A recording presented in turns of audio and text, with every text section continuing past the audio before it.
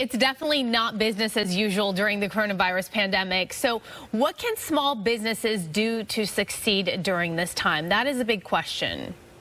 Businesswoman Barbara Corcoran, best known, as you know, from her series hit Shark Tank, is giving advice to business owners with a free webinar. It's called Business Unusual Big Ideas for Small Businesses, presented by AT&T. Barbara Corcoran joins us live this morning with some advice on how to adapt to the new business environment. Good morning.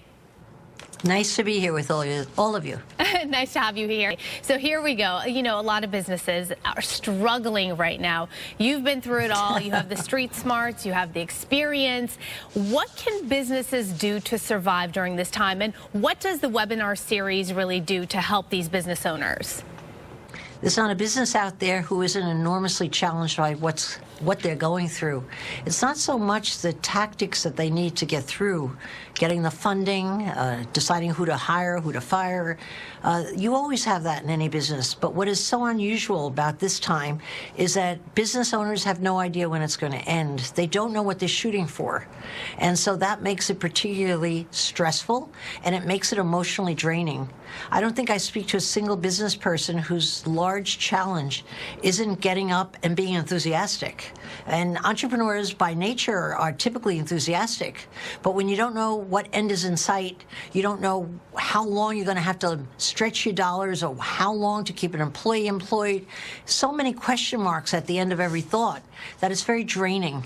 So one of the things we'll be addressing in the series of seminars, which is sponsored by AT&T Business, is the actual headset of the entrepreneur to get ahead and make it through this time. And what we're going to be doing is tapping into the smartest people who have the acumen to get through bad times, who have done it again and again. I'm one of them. I've lived through so many bad times, and I know what's important in those times and what you have to put to the side and not even think about. But I'm welcoming in from myself the best people, the smartest people, the street smart people who really know how to get through bad times.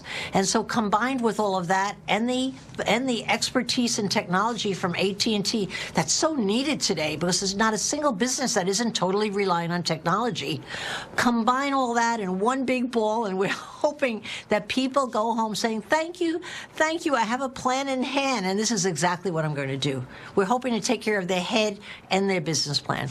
Well, yeah, you speak about how you've become successful because of all the times you have not been successful, the fact that you've been hungry and passionate enough to keep going, and the confidence that a business owner needs to have in order to keep going. So how does a business owner right now stay confident and not lose that confidence? We've had this back and forth. You're closed, you're not closed, you can do this, you can't do that. It becomes very frustrating. I think expectations have a lot to do with it. Everyone who's in business right now who is trying to find the right answer on how to re-equip, how to pivot their business, how to do the exact right thing, like what can I do right now, this is what I'm going to do, is not going to have confidence, because very few things actually work in this kind of a climate. What you need to do instead is try a lot. Try a lot in little steps. Let's try this, let's try that, let's try that. And to try a lot of new ideas and new ways of doing business, you need a lot of input. And the best people to get the input from is your own team. You have typically in a business anywhere in America today, anywhere between 3,000 and 3,000 employees. To not use that collective brain power is such a shame. I know when this pandemic hit with my own media business, I put out the call that every man is equal. By practice and by the way I operated myself. Everyone had input on what we could do differently. Everyone had input on what's not working and what we should throw out and never expect to get again. And then everyone had input on what about this, what about that? And by listening to every person's idea and having the willingness to just try it, throw it at the wall, see what happens. Most of that stuff didn't work, but we saw why certain things didn't work, and then we were able to pivot and get stuff that would stick. And that's really what you have to do in bad times. You have to lessen your expectation that you're going to have the golden answer. You have to increase your appetite for trying a lot of stuff. because it's a buckshot kind of a thing, the whole act of reinventing. And if you're not willing to do that, you don't find your sweet spots.